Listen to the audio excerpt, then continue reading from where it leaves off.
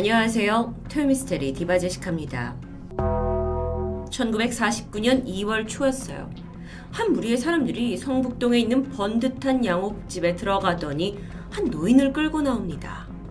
힘없이 막 끌려가는 사람 보니까 백발의 79살 노파입니다. 그런데 굉장히 고약해 보였죠. 그녀를 끌어낸 사람들은 바로 광복 직후에 일제강점기에 활동했던 친일파들을 잡아내서 처벌하기 위해 정부가 특별히 만든 반민특위 단체였습니다. 그렇다면 노파는요? 그녀의 이름은 배정자. 1870년 2월 23일 김해에서 태어났어요. 어린 시절 본명은 배분남이었죠. 그녀의 아버지는 김해 밀양부 관아에서 아전을 지냈던, 그러니까 지금으로 치면 공무원이었고요. 그 덕에 배정자는 별다른 부족함 없이 어릴 때부터 자라납니다. 하지만 1873년 이때 흥선대원군이 밀려나고 민씨 정권이 권력을 잡게 되는데요. 이때 집안이 산산조각나고 말았죠. 대원군 편에서 아버지가 지지를 하고 민씨 정권을 반대하다가 역적으로 몰리면서 숙청당했기 때문입니다. 그때 그녀의 나이가 4살이었죠. 이후 이 배씨 집안은 노비가 됐어요. 재산 다 뺏기고 수많은 사람들의 어떤 멸시와 냉대 속에서 겨우 살아가게 되는데요. 게다가 어머니는 충격으로 눈까지 멀게 돼요.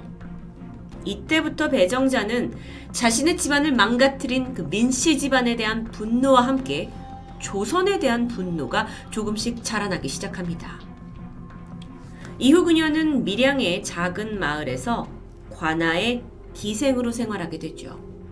하지만 어린 나이로서는 감당하기 힘든 일이었고요. 결국 참다 못해 여길 탈출해요. 배정자는 다시 어머니를 찾아갔고 양산에 있는 통도사에 숨어서 지내다가 12세가 됐던 1882년 출가를 해서 여승이 되기로 합니다. 이후 통도사에서 우담이라는 승명으로 꽤 오랜 시간 평안하게 지낼 수 있었죠. 하지만 3년 뒤 결국 역적의 딸이라는 게 들통이 나서 또다시 쫓기는 신세가 됐고요. 도망을 다니면서 이곳저곳 떠돌던 참에 꽤 운이 좋게 아버지의 옛 친구이자 그 당시에 동네 부사, 그러니까 현재로 치면 부산의 구청장으로 볼 수 있는데요. 이걸 이제 하고 있던 정병하의 도움을 받게 됩니다. 정병하가 배정자에게 뭐라고 얘기하냐면 더 이상 조선에서는 살아가기 힘들다. 일본으로 망명해라. 라고 권고하게 되죠. 그러면서 지인이던 일본인 무역상 이면서 밀정이던 마츠오에게 부탁을 해서 결국 배정자는 15살이 되던 1885년 일본으로 건너가게 됩니다. 사실 그녀가 일본에 가기 1년 전쯤인 1884년에 이 조선이 청나라의 간섭으로부터 벗어나서 개혁을 해야 된다라는 갑신정변이 일어났어요. 근데 이게 실패했죠. 그러면서 갑신정변을 주도했던 많은 이 개화파 학자들이 일본으로 몸을 피한 상황이었습니다. 이쯤 돼서 일본에 도착을 했더니 배정자는 개화파를 이끌었던 김옥균과 어울리게 되었고요. 이게 그녀의 인생을 크게 뒤바꿔 놓죠. 김옥균은 배정자의 기질을 알아봤던 것 같아요. 그리고 인생에서 가장 큰 전환점을 주게 되는 한 사람을 소개해 줍니다. 바로 일본의 최고 권력자 중 한 명이었던 이토 히로부미와 배정자를 만나게 해준 거였어요. 이게 1887년입니다. 배정자가 17살이 되던 해였죠. 이토 히로부미는요, 배정자의 뛰어난 미모 그리고 총명함에 주목을 했습니다. 그리고 나서 그녀를 자신의 양녀로 거둬들여요. 이름도 새로 지어줬는데 다야마 사다코. 그러니까 현재 우리가 알고 있는 배정자라는 이름 역시 이토가 지어준 그 다야마 사다코에서 비롯됐다고 합니다. 자, 일본 최고 권력자의 양녀가 됐죠. 그리고 나서는 그녀의 삶이 완전히 바뀌었는데요. 승마, 수영, 사격의 변장술, 대화법까지 정말 간첩으로 활동할 수 있는 능력들을 교육받기 시작했어요. 그리고 동시에 이토 히로부미는 일본이 동양의 패권을 거머쥐어야 이 동아시아의 평화가 온다라는 침략 사상을 끊임없이 그녀에게 주입합니다. 세뇌됐던 거죠. 고도의 스파이 훈련, 세뇌까지. 이게 6년이라는 시간이 흐르게 돼요. 그리고 1894년에 24살이 된 배정자가 드디어 일본의 첩보원으로서 조선에 처음으로 파견됩니다. 사다코, 그녀는 일본어 통역사라는 명문으로 그 신분을 숨긴 채 고종에게 접근했어요. 근데 고종에게는 이 미모도 뛰어났고 애교도 있었다고 하고 또 예절까지 몸에 잘 배어있는 이 여성이 굉장히 지성미를 갖춘 좀 신세계 여성처럼 보였죠. 그동안은 그 조선 궁 안에 있는 여성들만 보다가 너무도 새로웠기 때문에 빠져들었던 거예요. 근데 사실 배정자에게 매료된 건 고종만은 아니었다고 합니다. 그녀는 그 화려한 화술을 가지고 조선의 대신들과 또 군대의 지휘관 같은 핵심 인물들한테 접근을 하면서 다양한 정보들을 빼내갔죠. 그리고 그 정보들은 하나도 빠짐없이 일본으로 넘어갑니다. 이 스파이 활동은 계속됐는데 그 당시에 일본과 러시아는요, 조선의 지배권을 두고 서로 힘겨루기를 하던 상황이었어요. 1905년에 러일 전쟁이 벌어졌죠. 그리고 고종은 이 친러파들의 뜻에 따라서 신변을 보호하기 위해 지금의 이제 블라디보스톡 연해주로 은밀히 이주할 것이다라는 계획을 세우게 되는데요. 이때 고종이 배정자를 불러서 블라디보스톡으로 함께 가자고 제안합니다. 계획을 술술 다 이야기한 거죠. 그리고 배정자는 이걸 듣고 바로 일본에 이걸 전달했고요. 그렇게 고종의 청거 계획은 실패로 돌아갔고 배정자가 정말 최고의 위상으로 떠오르는 듯 했지만 그녀에게도 위기는 있었습니다. 사실 그녀가 고종과 이토 히로부미 사이에서 은밀히 친서를 전달해 왔었다고 해요. 그 왜 그랬냐면 고종이 워낙 이 러일 전쟁, 그러니까 러시아와 일본의 세력 싸움 중에서 누가 이길지 승패를 예측하기 어려워요. 그런 와중에 일본과의 관계를 좀 우호적으로 만들고 싶어 했었는데요. 그러면서 이제 밀서가 왔다 갔다 했고 그러다 이토 히로부미가 고종한테 전달한 내용이 뭐였냐? 조선이 러시아한테 계속 협력하면 앞으로 어떤 불이익이 있더라도 너넨 감수해야 돼 라는 약간 경고성 협박이 도착합니다. 한 나라의 왕한테요. 자, 이후에 이 내용이 밝혀지면서 아니 그럼 이거 누가 전달했어? 보니까 배정자. 그러니까 내각에서는 이게 황제에 대한 능욕 아니냐, 그래서 배정자를 처벌해야 된다라고 간언이 올라옵니다. 이걸 피할 수 없었어요. 그래서 배정자는 부산 앞바다에 있는 절영도로 3년간 귀양 신세를 가게 되죠. 그런데 그 유배 생활은 오래가지 않았습니다.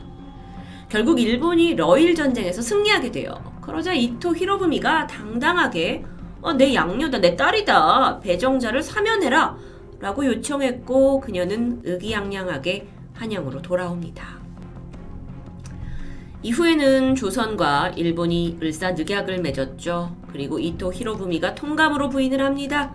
최고 권력을 등에 업은 거예요. 그러면서 양녀 배정자는 일생 최대의 절정기를 누리게 돼요.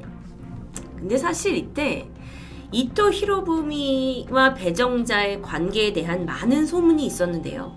양녀가 아니라더라, 애첩이라더라 라는 말이 있었을 정도로 그에게 총애를 받았고 막강한 권력자가 됩니다.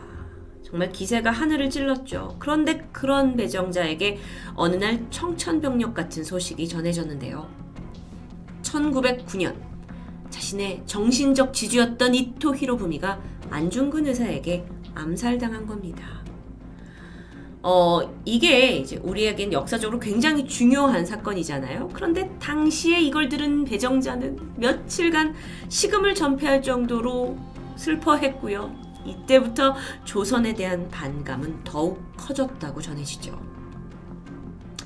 그렇게 이토 히로부미가 죽은 후에도 배정자는 스파이 행각을 멈추지 않았어요.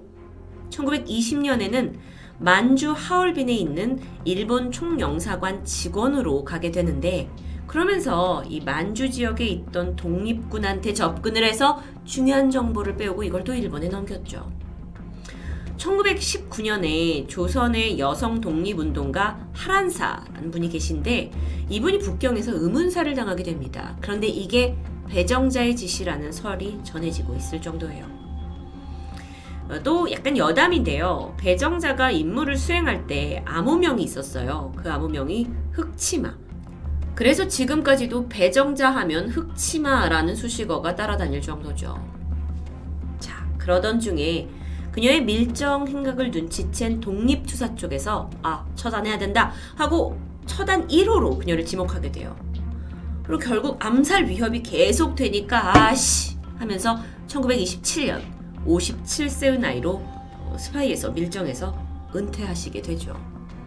그런데 일본이 당시 우리를 아직 점령하고 있을 때잖아요. 총독부에서는 대단하다면서 공로를 인정해야 된다 하면서 600평에 달하는 토지와 봉급을 지급했고 그녀가 남은 평생 편안한 삶을 살도록 지원해줍니다.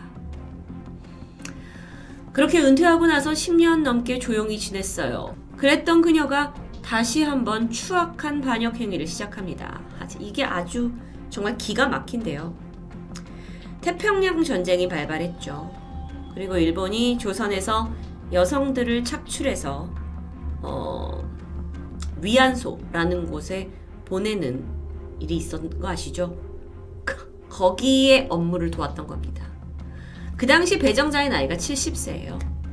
조선에 있던 여성들을 해서 이쪽으로 보내주는 그러니까 중간 브로커 역할을 한 거죠. 그리고 이 대가로 일본군에게 상당한 금품을 하사받습니다. 배정자가 이렇게 말해요. 나의 조국 일본의 장정들이 고생하는 게 너무 마음이 아프다. 조선의 여성들을 모아서 위안부 노릇할 것을 내가 강요해야 했다. 같은 여성으로서 또 같은 조선인으로서 어떻게 이렇게 끔찍한 짓을 저지를 수 있었을까요? 어쩌면 그녀는 평생 자신을 조선 사람이라고 생각하지 않았을 수도 있습니다. 그러다 1945년 광복이 됐죠. 배정자는 자취를 감췄어요. 붙잡힐 게 두려웠겠죠. 그래서 야산에서 숨어지겠다고 하는데 이후에 대한민국 정부가 수립이 됐고 1949년 반민특위단체가 구성이 되면서 배정자도 구속된 겁니다. 이때 당시에 이제 친일파 여성으로 구속된 여성이 총 6명이었다고 해요. 그런데 배정자는 이 중에서도 가장 악랄한 밀정이다 라고 평가가 되면서 제일 먼저 구속됐습니다. 그런데 여기서 이제 해피엔딩이 됐어야 했는데 그 당시에 혼란한 상황 속에 정치적인 이유로 반민특위가 해산이 됐죠. 그리고 너무도 허무하게도 배정자는 유유히 추록합니다. 그리고 그 뒤로도 별 탈 없는 삶을 살다가 1951년 2월 한국전쟁이 한창이던 때 82살의 나이로 눈을 감았습니다. 배정자라는 이름이 많은 분들에게 좀 낯설 수도 있는데요. 사실 그녀의 삶은 영화로도 책으로도 조명된 적이 있습니다. 영화 각시탈의 최홍주 그리고 영화 가비의 사다코 이 캐릭터가 그녀를 모티브로 했을 만큼 정말 친일파 스파이 중에 굉장히 대표적인 사람으로 불릴 수 있어요. 근데 일각에서는요, 이런 스파이 활동이 사실 배정자 본인이 좀 부풀린 게 과장한 게 있다라는 이야기도 있습니다. 그녀가 말했던 언급했던 사건들의 연도가 정확히 맞지 않고 또 고종호한테 그렇게 총애를 받아서 제 집 드나들듯 궁을 드나들었는데 그럼에도 불구하고 고종실록에는 한 줄도 없다라는 점, 그리고 이토 히로부미의 양녀라고 했는데 그 증거, 어떤 서류적인 증거를 얘기하는 거겠죠. 그게 없다라는 점에서 어쩌면 자기는 그냥 일반 친일파가 아닌 대단한 친일파로서 자신을 포장하고 싶어서 과장했다는 의혹을 받게 됩니다.